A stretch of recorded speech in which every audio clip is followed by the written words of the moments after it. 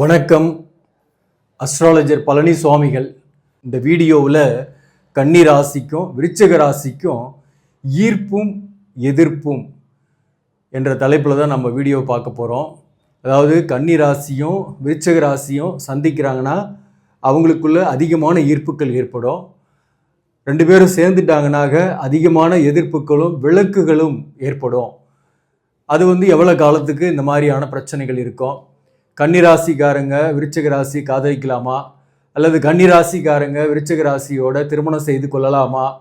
ஆனால் இதெல்லாம் நம்ம வேணான்னு தவிர்த்தா கூட சில நேரங்களில் விருச்சிக ராசியோட கன்னிராசிக்காரங்களுக்கு கல்யாணம் ஆகிடும், அல்லது விருச்சிக ராசிக்காரங்களுக்கு கன்னிராசியோட காதல் ஏற்பட்டுடும். அதை மீண்டு வர முடியுமா? அதில் நல்ல மகிழ்ச்சியான வாழ்க்கையை லீட் பண்ண முடியுமா? அதற்கான ரெமெடிஸ் என்ன, சொல்யூஷன்ஸ் என்ன அப்படின்ற விஷயத்தை தான் இந்த வீடியோவில் பார்க்குறோம். ஆஸ்ட்ரோ லைஃப் கோச்சிங்கை பொறுத்தவரையிலும் வாழ்க்கை நடைமுறைகளில் உள்ள, குறிப்பாக திருமண வாழ்க்கையில் உள்ள பிரச்சனைகள், காதல் மற்றும் ரிலேஷன்ஷிப்பு பிரச்சனைகள், இந்த உறவு நிலை சிக்கல்களை பற்றி நம்ம நிறைய வீடியோக்களை போட்டுட்டு இருக்கிறோம். அந்த வகையில் இந்த சீரீஸை நம்ம இப்போ ஸ்டார்ட் பண்ணலாம் அப்படின்ற ஒரு பிளானில் இதை ஸ்டார்ட் பண்ணுறேன். இந்த சேனலில் விருப்பப்பட்டாக நீங்கள் சப்ஸ்கிரைப் பண்ணி தொடர்ந்து பாருங்கள். இந்த வீடியோ பிடிச்சிருந்தாலும் லைக் பண்ணி மற்றவர்களுக்கும் ஷேர் பண்ணுங்கள். இந்த கன்னி ராசி பற்றி சொல்லணுன்னாக்க புத்திசாலிகள், சுத்தம் சுகாதாரத்தை பேணக்கூடியவர்கள், இனிமையாக பேசக்கூடியவர்கள், பொறுமையாக இருப்பவர்கள், அதிக அன்பை காட்டுவாங்க. எதிர்பார்த்த அன்பு அவங்களுக்கான கிடைக்கிறதுல ஏமாற்றங்களை நிறைய சந்திப்பாங்க. ஒவ்வொருத்தருகிட்டையும் பார்த்து பார்த்து அன்பை ஏமாந்து, அன்பை எதிர்பார்த்து ஏமாந்து போய் வாழ்க்கையை விட்டு விலகி போவாங்க நிறைய பேர். அதே போல் இந்த கன்னி ராசிக்கு பொதுவாக அவங்களுடைய பெரிய குறைபாடே பொருளாதார ரீதியாகலாம் செட்டில் ஆகிடுவாங்க, பணம் சம்பாரிச்சிருவாங்க. புத்திசாலித்தனமாக ஸ்மார்ட் ஒர்க் பண்ணியே பணம் சம்பாரிச்சிருவாங்க. ஆனால் அவங்களுக்கு கிடைக்காத ஒன்றுன்னா அன்பு. அந்த அன்பு யார் காட்டினாலையும் அதில் விழுந்துடுறது, ட்ராப் ஆகிறதுக்கான வாய்ப்பு அதிகம். அந்த வகையில் இவங்க சாதாரணமாக ஒரு விருச்சிக ராசிக்காரங்களை பார்க்குறாங்க, இளைய தலைமுறையாக இருக்கிறாங்கன்னு வச்சிங்களேன்.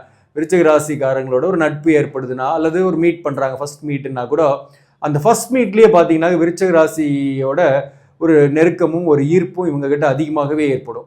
அதே போல தான் விருச்சிக ராசியை பொறுத்தவரையிலும் சொல்லணுன்னாக்க இவங்களுக்கு நல்ல குணம் இருக்கும், ஆனால் அது வெளிக்காட்ட தெரியாது. கோபம் எடுத்தவுடனே எடுத்தறிஞ்சு பேசிடுவாங்க, அல்லது கோபப்பட்டு பேசிடுவாங்க. அதனால் இவங்க ஆள் மனசில் என்ன குணம் இருக்குது, நல்ல விஷயங்கள் இருக்குன்றத புரிந்துக்கிறதுன்றது ரொம்ப கஷ்டமான விஷயம். ஆனால் உண்மையிலேயே நல்ல குணம், நல்ல பண்புடையவர்கள் தான். மற்றவங்களுக்கு உதவிகள் செய்யக்கூடியவர்கள், ஆன்மீக விஷயத்தில் அதிக ஈடுபாடு கொண்டவர்கள். விருச்சிக ராசியை பொறுத்தவரையிலும் பார்த்தீங்கன்னாக்க எமோஷ்னலாக யாரையும் விரும்புவாங்க, பொசசிவாக இருப்பாங்க.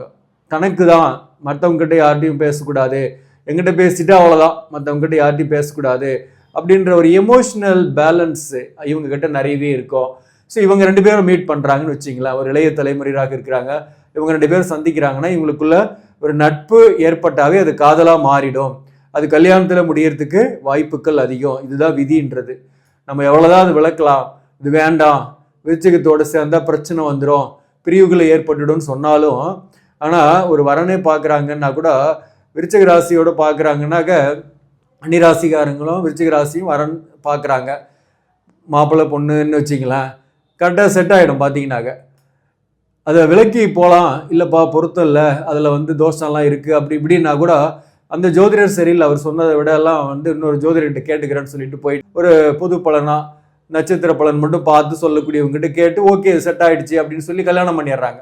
அப்படி கல்யாணம் பண்ண பின்னாடி எந்த அளவுக்கு வேகமாக சேர்ந்தாங்களோ அந்த அளவுக்கு வேகமாக பிரியலாம் அப்படின்ற எண்ணங்கள் வரும், சண்டை சச்சரவுகள் வரும். ஒருத்தருடைய குணம் இன்னொருத்தருக்கு பிடிக்காது.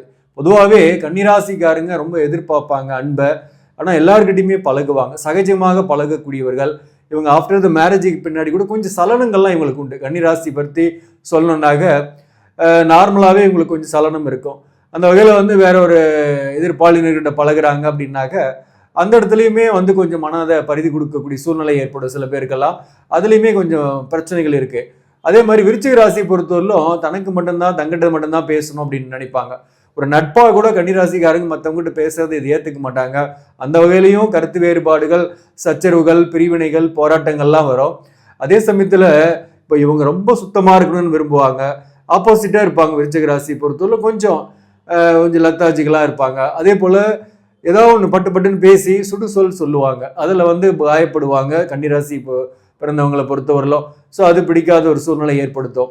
குறிப்பா விருச்சிக ராசியில பிறந்தவங்க தன்னுடைய சகோதரர்களுக்கு, தன்னுடைய உறவுகளுக்கு அதிக இம்பார்ட்டன்ஸ் கொடுப்பாங்க. அந்த கன்னிராசியில பிறந்தவங்களுக்கு அது பிடிக்காது, அல்லது ஏதோ ஒரு வகையில் அவங்களால பாதிப்பு வரும். விருச்சிக ராசி சகோதர வகையிலையோ அல்லது அவங்களுடைய உறவு வகையிலோ கன்னிராசியில் பிறந்தவங்களுக்கு பாதிப்புகள் வரும். அதனால குடும்பங்களுக்குள்ள சில பிரச்சனைகள் வந்து அது கணவன் மனைவிக்குள் உறவு நிலையை பாதிக்கக்கூடிய வாய்ப்பை ஏற்படுத்தும். மொத்தத்தில் இதுல கலசர தோஷமோ தார தோஷமோ யாராவது ஒருத்தருக்கு இருந்தா கூட அந்த உறவு ரொம்ப நாளா நீடிக்காது, பிரிவுகள் ஏற்பட்டுடுது. ஆனா தோஷங்கள் 2 பேருக்குமே இல்லைன்னாக சண்டை போட்டுட்டே இருக்கிற மாதிரி இருக்கும். ஆனா ஒரு 7 வருஷம் வந்து பாத்தீங்கன்னாக்க கஷ்டப்படக்கூடிய சூழ்நிலை இருக்கும். எப்போ வேணாலும் பிரிஞ்சிருவாங்க. நடுவில் ஏதாவது ஒரு 7 சனி யாருக்காவது ஒருத்தருக்கு கிராஸ் ஆகுது, அல்லது யாராவது ஒருத்தருக்கு வந்து அஷ்டமத்து சனி கிராஸ் ஆகுதுன்னா கூட அந்த காலகட்டத்தில் தான் ரொம்ப கவனமா இருக்கணும். அந்த நேரத்தில் தான் பிரியறதுக்கான வாய்ப்பு ஏற்பட்டுடும். சண்டை போட்டுருவாங்க. பேரண்ட்ஸோடைய இன்டர்ஃபையர் அல்லது 3வது நபருடைய இன்டர்ஃபையராலேயே அவங்க ஃபேமிலியில் டைவர்ஷன் ஏற்பட்டுடும். டிவோர்ஸ்க்கு அப்ளை பண்ணுறதுக்கு போயிடுவாங்க. அந்த 7 சனியோ அல்லது அஷ்டமத்து சனியோ யாராவது கணவன் அல்லது மனைவி ஒருத்தருக்கு நடக்கக்கூடியதாக இருக்குன்னாங்க, அல்லது தசாபுக்தி 2 பேருக்குமே சரியில்லைனாலையும் பிரிவுகள் ஏற்படக்கூடிய வாய்ப்பு உண்டு. ஆனாலும் அதெல்லாம் தாண்டி தோஷங்கள் இருந்தாக பிரிந்து விடக்கூடிய சூழ்நிலை 7 வருஷத்துக்குள்ள ஏற்பட்டுடும். தோஷங்கள் இல்லைனாக சண்டை போட்டுட்டே இருப்பாங்க, ஆனால் பிரிய மாட்டாங்க. நிறைய பிரச்சனை வந்தால் கூட ஒரு தற்காலிகமாக பிரிஞ்சா கூட மீண்டும் சேர்ந்து விடக்கூடிய சூழ்நிலை ஏற்படும். இந்த 7 வருஷம் வந்து ஒரு புரிதல் இல்லாமல் ஒரு எதிர்ப்புமாவே இருக்கும். எந்த அளவுக்கு ஈர்ப்புகள் இருந்ததோ அந்த அளவுக்கு ஈர்ப்பு இல்லாமல் எதிர்ப்பாகவே இருக்கும். ஆனால் அந்த 7 வருஷம் கழிச்சு பார்த்தீங்கன்னாக்க ஆப்போசிட்டாக இருக்கும். எல்லாமே என்னுடைய வாழ்க்கை துணைவர் தான். இப்போ விருச்சிக ராசிக்காரங்க மனைவியாக இருக்கிறாங்க, கன்னிராசி ஆண் வச்சிங்களேன், என்னுடைய மனைவியால் தான் நான் வாழ்க்கையில் முன்னேறினேன், என் மனைவி தான் எனக்கு, மனைவி சொல்லே மந்திரம், அப்படிதான் நினைப்பாங்க. அதாவது 7 வருஷத்துக்கு பிறகு தன்னுடைய வாழ்க்கை துணைவர் தான் எல்லாமேன்றதை புரிஞ்சுக்குவாங்க. அவங்களுடைய நல்ல மனசையும் புரிஞ்சுக்குவாங்க. விருச்சிக ராசிக்காரங்களுடைய நல்ல அந்த பொசசிவ் லவ்வையும் ஆள் மனசில் இருக்கக்கூடிய நல்ல விஷயத்தையுமே புரிஞ்சுக்குவாங்க. விருச்சகத்தை பொறுத்தவரையிலும் பார்த்தீங்கன்னா எதையுமே பர்மனெண்ட்டாக மைண்டில் வச்சுக்கின்னு பழி வாங்கக்கூடியவர்கள் கிடையாது. அதே போல் கன்னிராசியுமே வந்து பிடிக்கலன்னா விலகி போயிடுவாங்க. யாரையும் பழி வாங்கணும்னு இறங்கி செயல்படக்கூடியவர்கள் அல்ல. அதே போல் பிடிக்காதவங்களோட எந்த காரணத்தோடு உறவாட மாட்டாங்க. அந்த வகையில் வந்து ஒரு 7 வருஷம் கஷ்டப்பட்டாலையும் வாழ்க்கை துணிவர் மேலே ரொம்ப அன்பையும் பாசத்தையும் வைப்பாங்க.